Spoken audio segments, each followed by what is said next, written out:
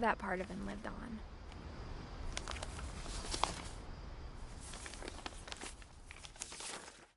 Dear Mrs. Finch, as Lewis's psychiatrist, I can understand your desire for an explanation. As I see it, the trouble began in January, shortly after we convinced your son to seek treatment for substance abuse. Newly sober, I believe Lewis first noticed the monotony of his daily life.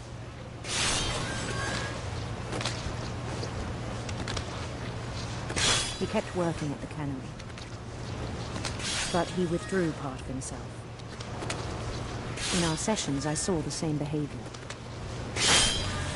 His mind began to wander. I asked him to describe it. He said he started small, imagining a labyrinth.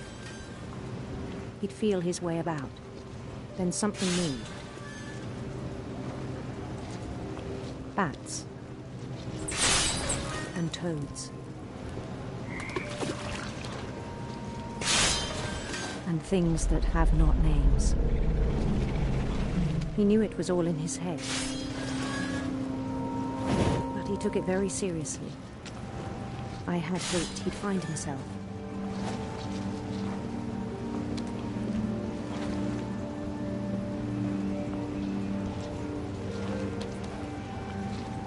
But he found something more.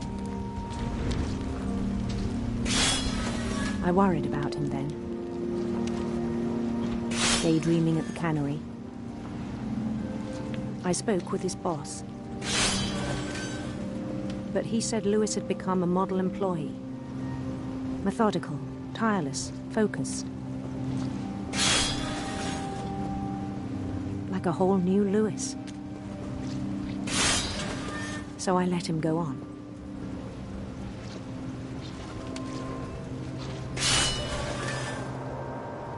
I even encouraged him. It seemed very promising at first. He told me he'd made a new friend.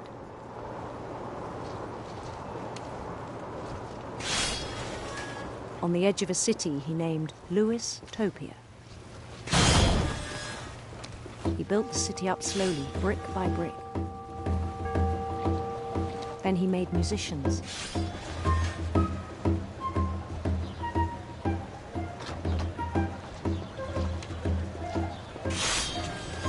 And songs for them to play. He talked about starting a band. And he was always humming something. Every day his imagination grew stronger.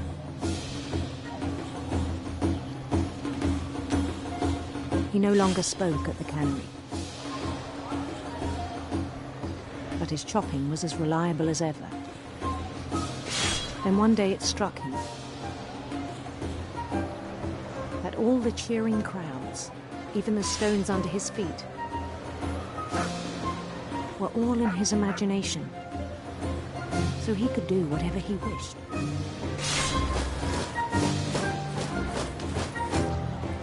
He held an election for mayor. And he won. They begged him to stay, but his mind was already wandering. It became a game for him.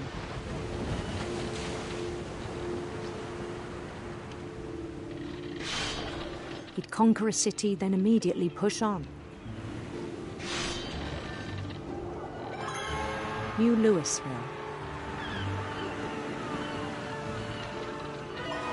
St. Louis.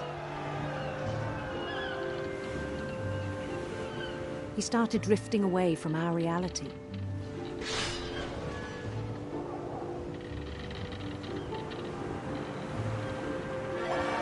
Minneapolis. Until one day he forgot to go home from the cannery. Even as his mother pleaded with him, part of Lewis kept sailing on.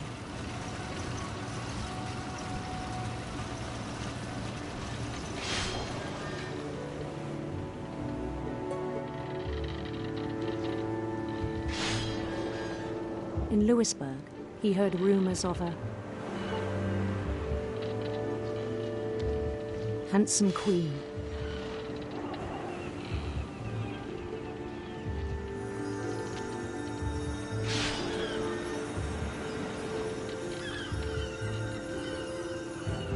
The queen was on her own quest for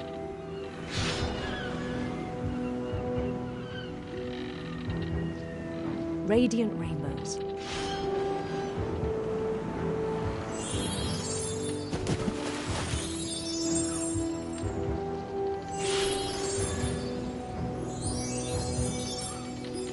He followed the sound of her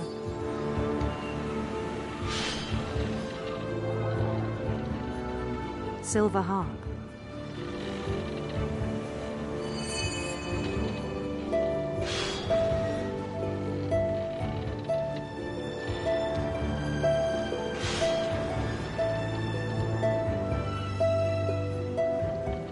His chase led him to a golden palace east of the sun and west of the moon.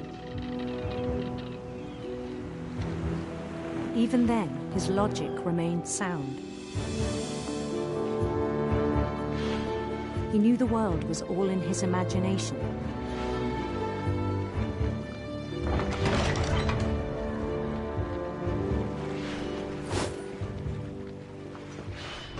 But he was so proud of having created it.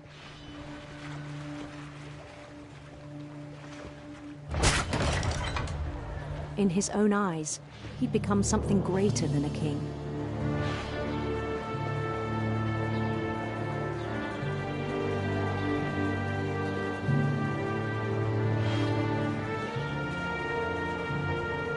For someone who'd never known success in the real world, I think it was overwhelming. And then it struck him that the real Lewis was not the one chopping salmon, but the one climbing the steps of a golden palace.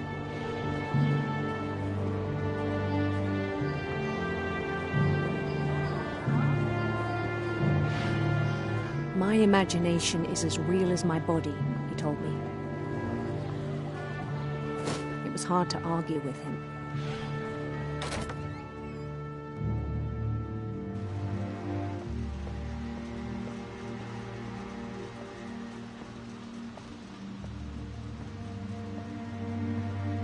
He began to forget the world we know.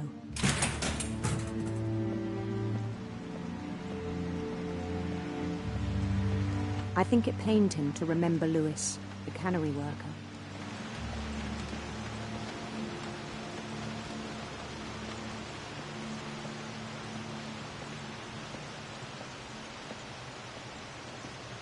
He began to despise the man with a royal contempt.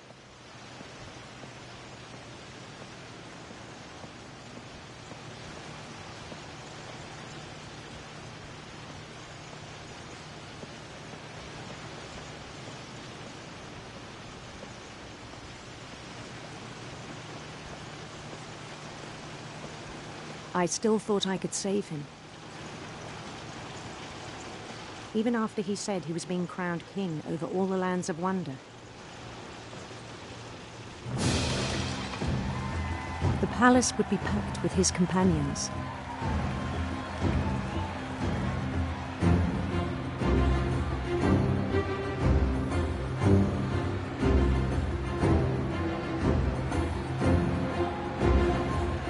Including the wise Calico who'd insisted on advising me.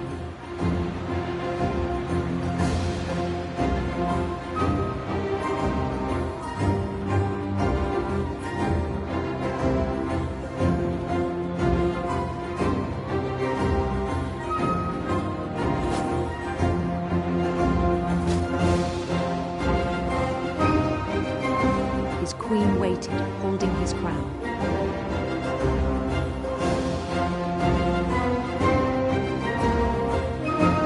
There was only one thing left to do.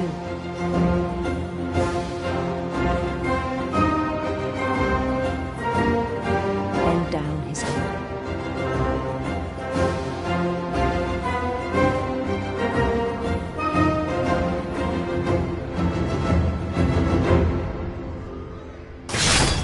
And the rest I think you know. Mrs. Finch, your son was a kind man who will be missed by all of us who knew him.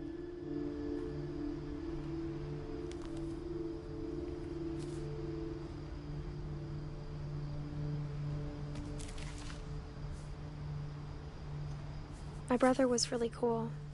I wish you could have met him.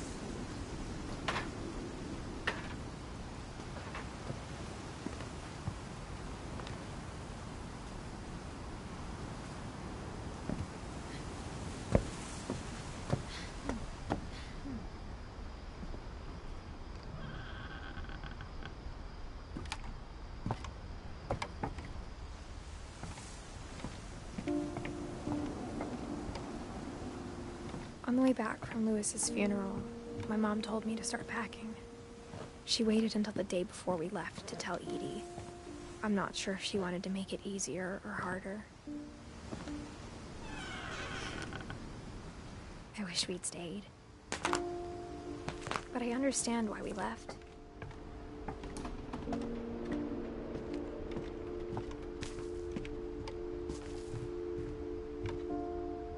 My mom ended up leaving everything behind.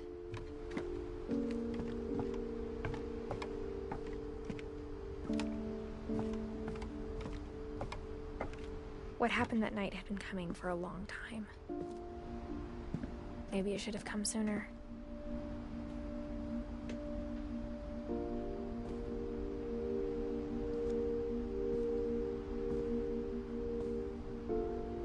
But it had to end one way or another. All that's left now is to tell you about that last night.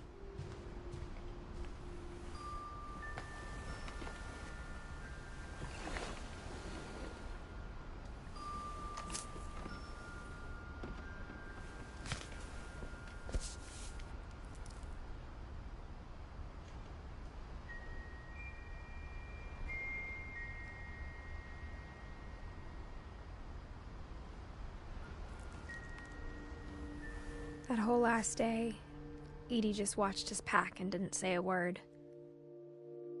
Until supper, when she raised her glass and said, "To our final night together, and all our final nights apart." Grandma, you know what I said about alcohol. Some of your medications are very Edith, specific. I left a present for you in the hallway. Why don't you go open it? The grown-ups have to argue now. I'm sorry, you're right. We're all leaving tomorrow. Let's just enjoy our last... I'm not leaving. Edith, you're excused.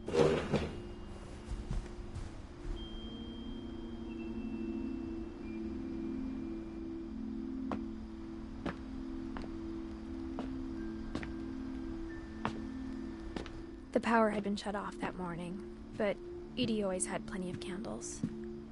When my mom sealed the library, I don't think she knew about the other entrance. Or that Edie had a key to it.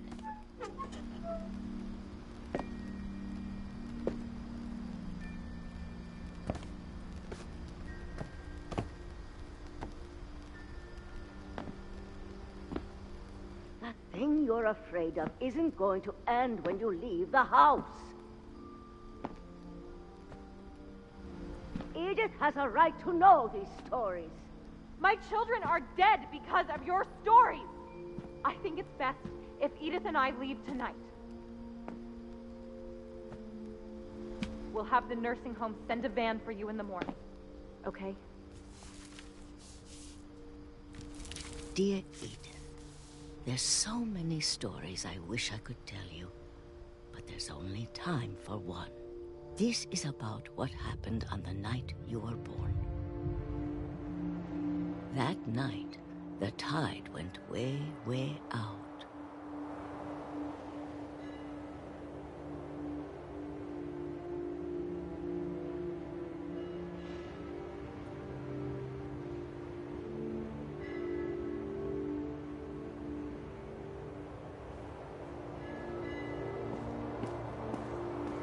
It was the first and last time I ever saw the old house aground. There'd been an earthquake out in the middle of the ocean. They called it the lowest tide in 1,000 years. God, it smelled awful. No, I've seen that house every day of my life.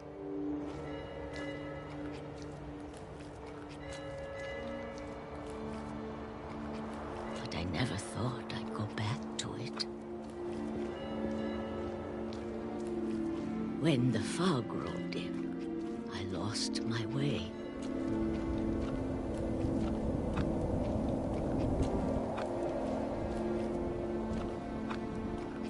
I got turned around.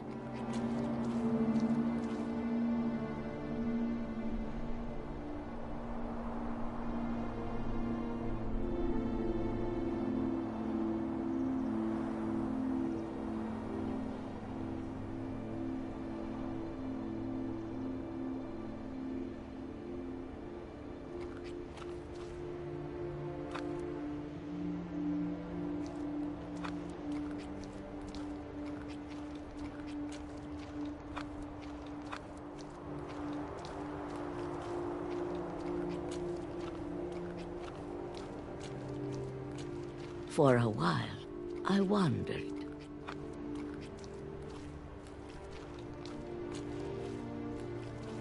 I started seeing things.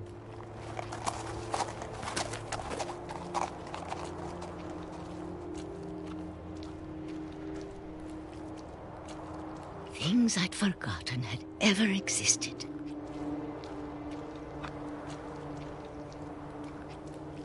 But when I saw them, they felt like old friends. That night, a lot of things came back to me. Or maybe I came back to them.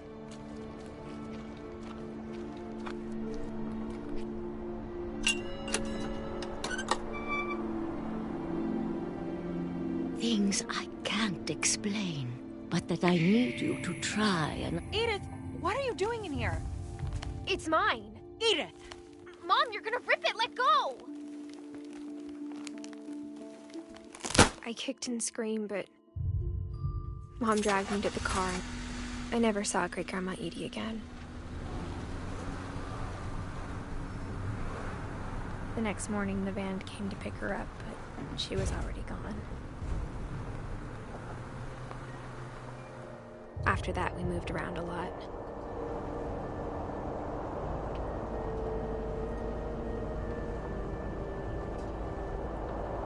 We both tried to make the best of it.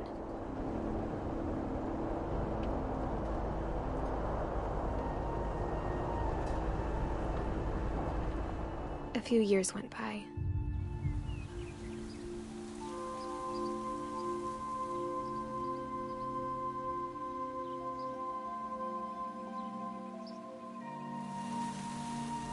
My mom didn't like to talk about it. But she started getting sick a lot. The rest happened pretty quickly.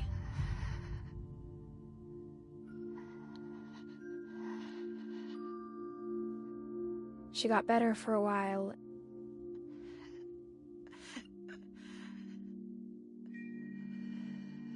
And then she didn't.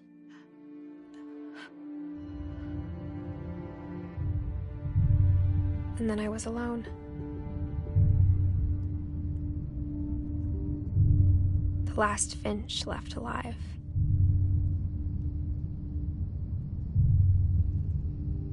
until I found out about you. I'm still not sure what to tell you about all this. If we lived forever, maybe we'd have time to understand things. But as it is, I think the best we can do is try to open our eyes.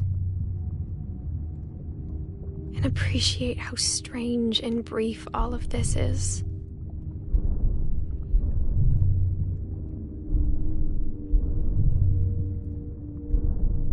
This journal was supposed to be for you. But now I hope you'll never see it. I just want to meet you and tell you all these stories myself. But I guess if you're reading this now, things didn't work out that way.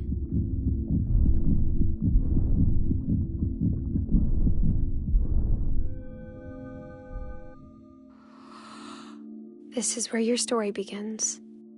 I'm sorry I won't be there to see it. It's a lot to ask, but I don't want you to be sad that I'm gone. I want you to be amazed that any of us ever had a chance to be here at all. Good luck.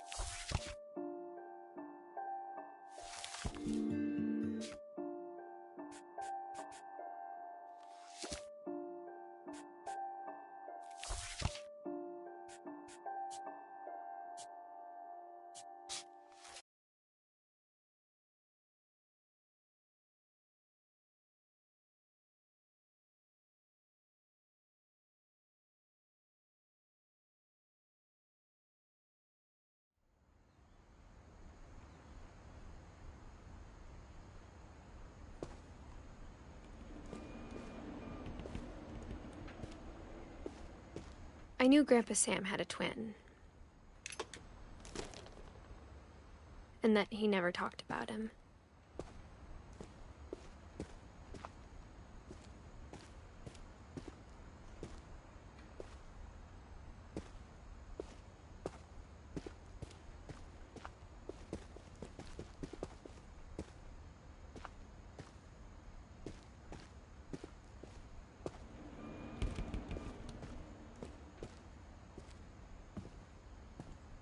I guess my grandpa didn't like history any more than my mom did.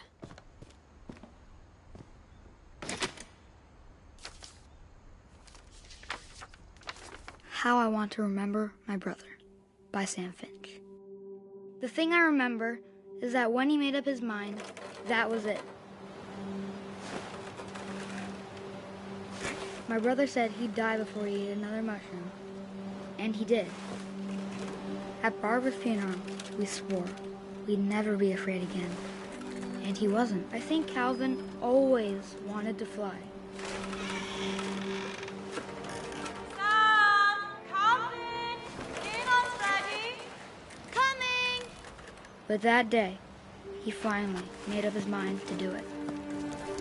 I told him going around was impossible. Maybe if I hadn't said that,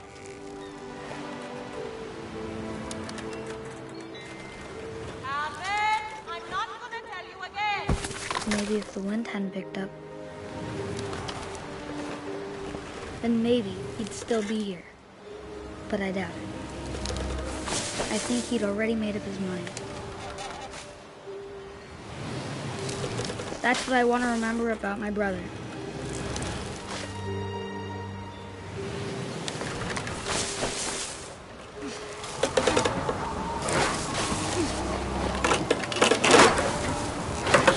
The day he made up his mind to fly, and he didn't.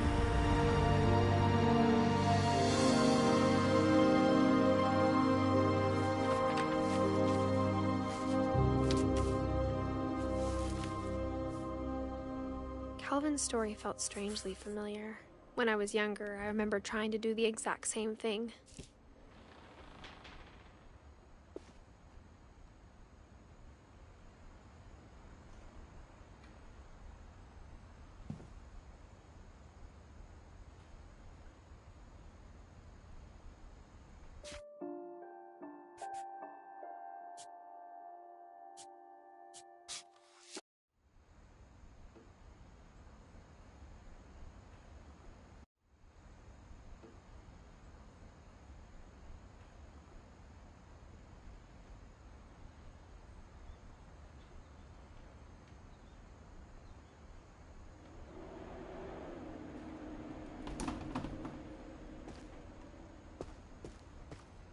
I knew Grandpa Sam had a twin.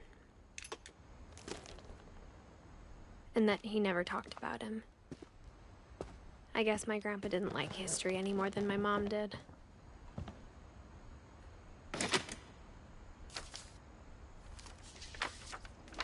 How I Want to Remember My Brother by Sam Finch. The thing I remember is that when he made up his mind, that was it. My brother said he'd die before he ate another mushroom. And he did. At Barbara's funeral, we swore we'd never be afraid again. And he wasn't. I think Calvin always wanted to fly. Sam! Calvin! Dinner's ready! Coming! But that day, he finally made up his mind to do it. I told him going around was impossible. Maybe if I hadn't said that.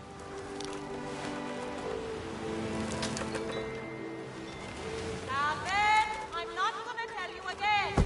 Maybe if the wind hadn't picked up, then maybe he'd still be here. But I doubt it. I think he'd already made up his mind. That's what I want to remember about my brother.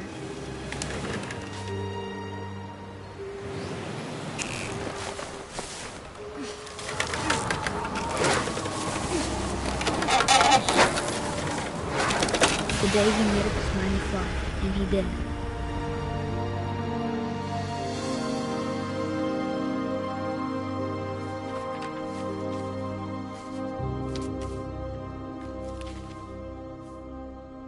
Calvin's story felt strangely familiar. When I was younger, I remember trying to do the exact same thing.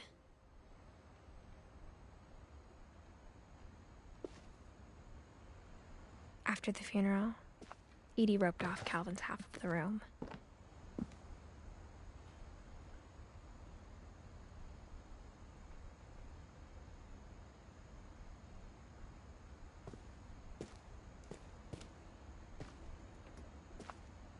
Mom said Grandpa Sam enlisted at 18 and never set foot in the room again.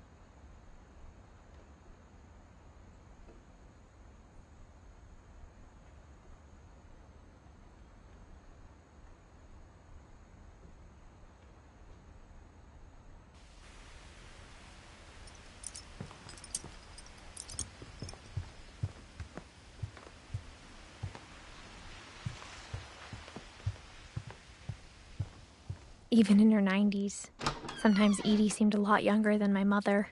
The only trace Grandpa Sam's first wife Kay left on the house was the pink bathroom. Her room was like a museum.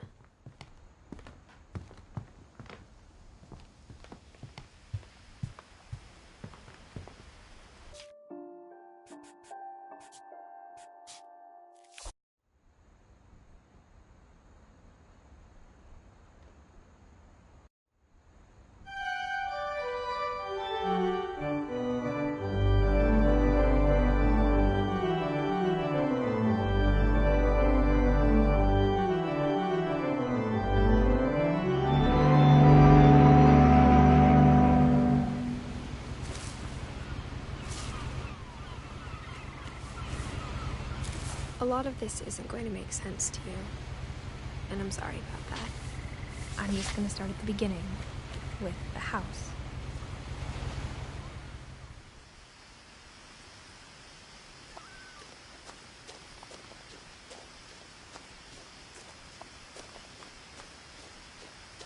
I lived here until I was 11, but I wasn't allowed inside half the rooms.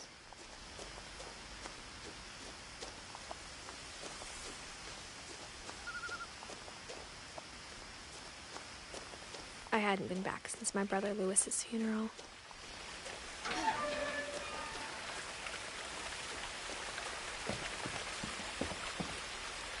In her will, my mother left me a key, but didn't tell me what it unlocked.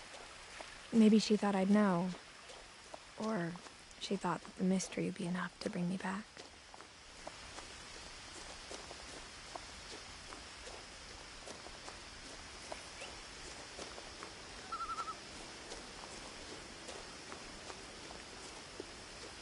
The truth is, even after I inherited the house, I never thought I'd come back to it.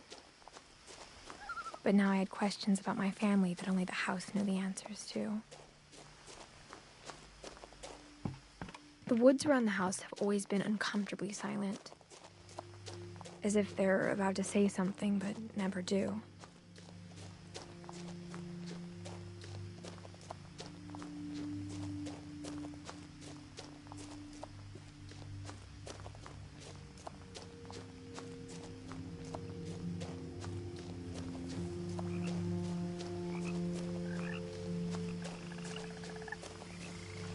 The house was exactly like I remembered it, the way I'd been dreaming about it.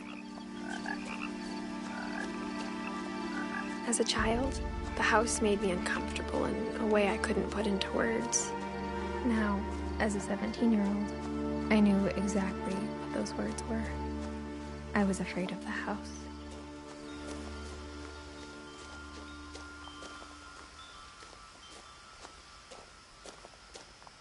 The house felt like it had always been here.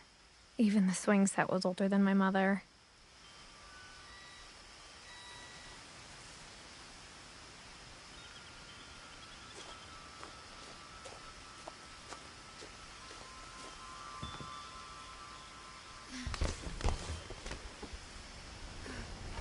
Crawling through the doggy door used to be a lot easier when I was 11.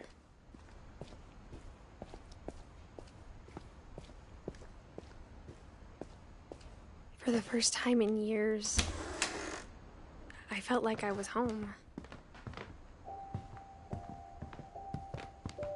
Nothing in the house looked abnormal. There was just too much of it, like a smile with too many teeth. Edie told me once that every Finch who ever lived is buried somewhere in the library.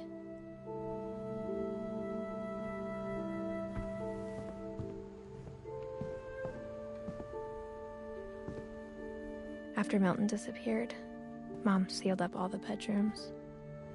Then Edie retaliated and drilled peepholes.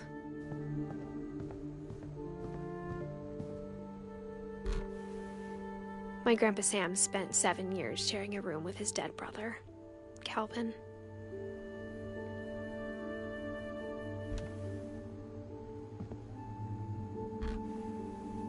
As a kid, I just assumed every house had peepholes and sealed rooms you weren't allowed inside of.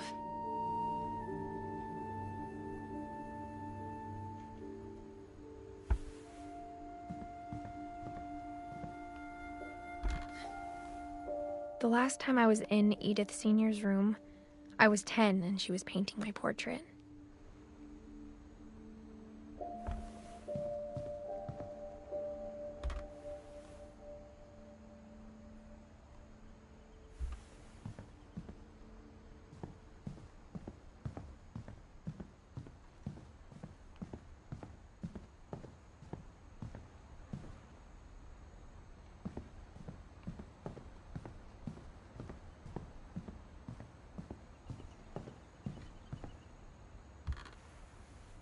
Barbara was a child star for 2 years, until America grew out of it.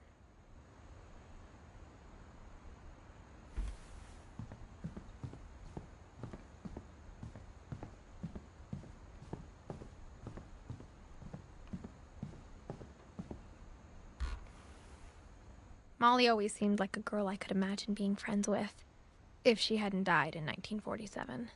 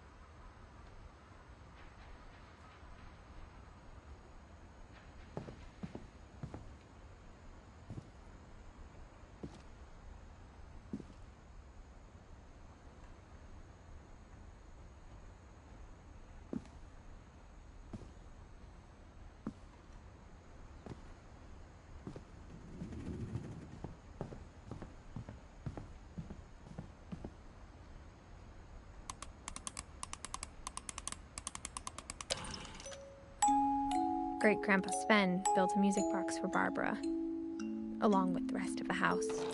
Mom always told me to stay out of the basement, so I wasn't too surprised when the key didn't fit.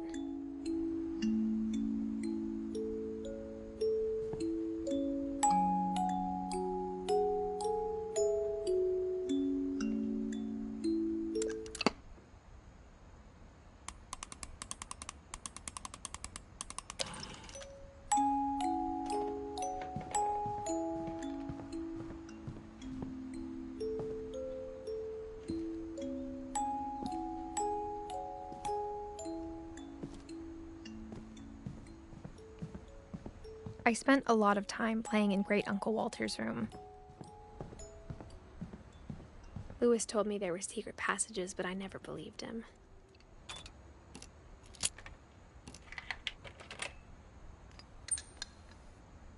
Turns out, my mom was really good at keeping secrets. Now it was time to find out what my mom had been afraid of.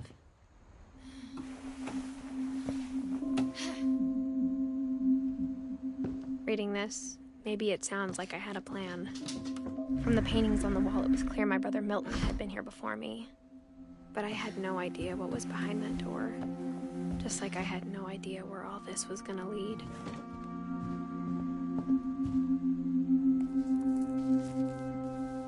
December 13th, 1947. Dear Diary, I'll be gone soon, but I wanted to tell somebody about what's gonna happen. It started when Mom sent me to bed without dinner. I woke up and I was starving, so I looked around for something to eat.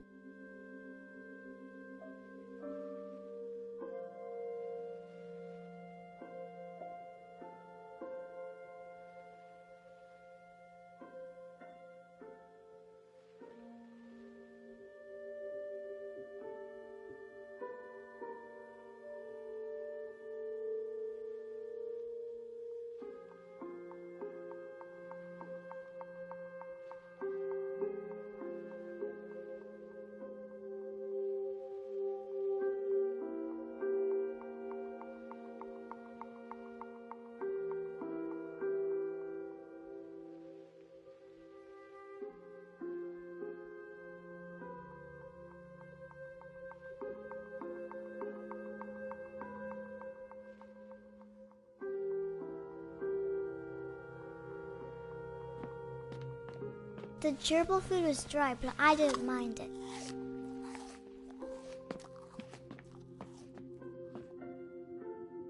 My Halloween candy was all gone.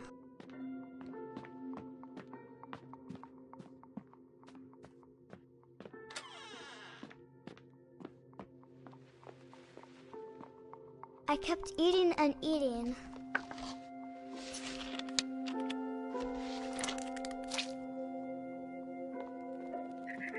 I ate a lot of things that night.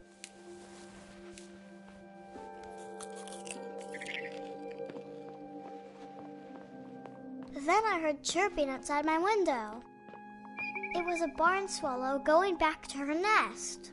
I reached out for her.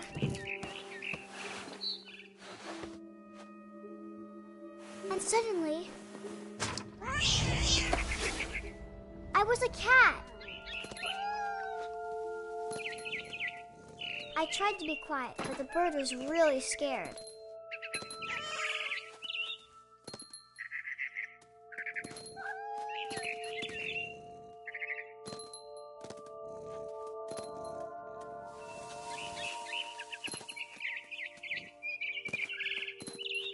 I jumped and I almost got her.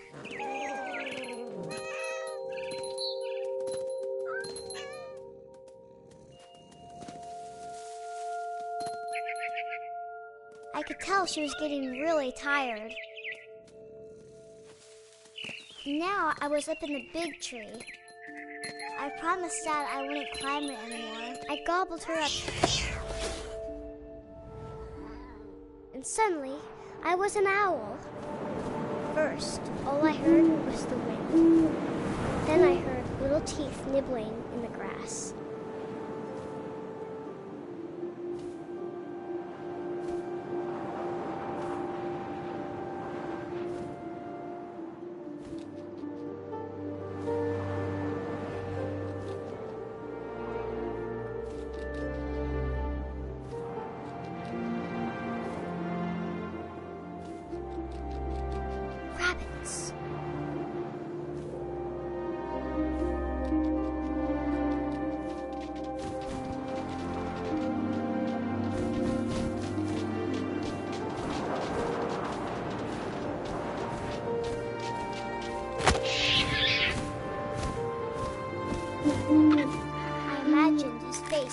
up and seen mine through my talons. I swallowed him up, and I didn't chew one bit. Then I flew off to find something bigger.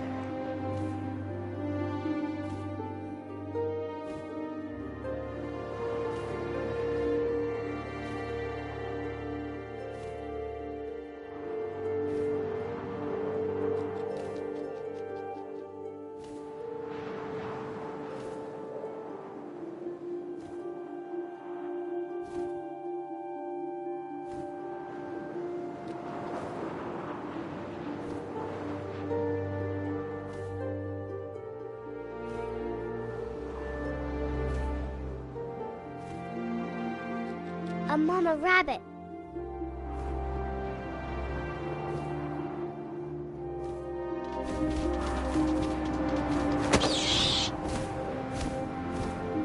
She was almost too big to carry. I started choking, but I couldn't stop eating. And suddenly, I was a shark.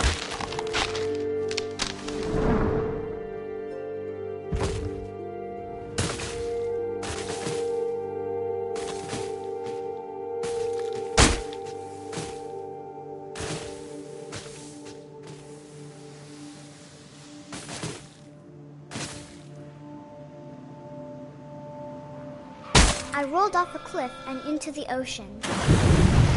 Now, I was hungrier than ever.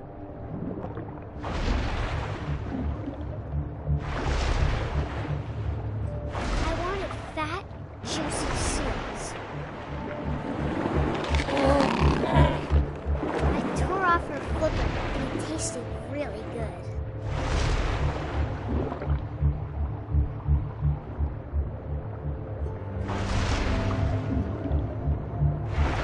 Grabbed on tight.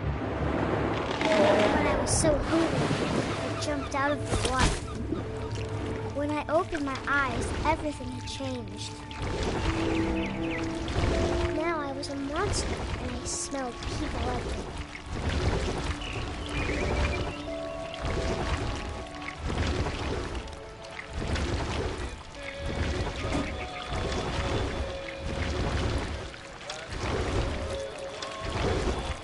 I was big, but I moved real quiet.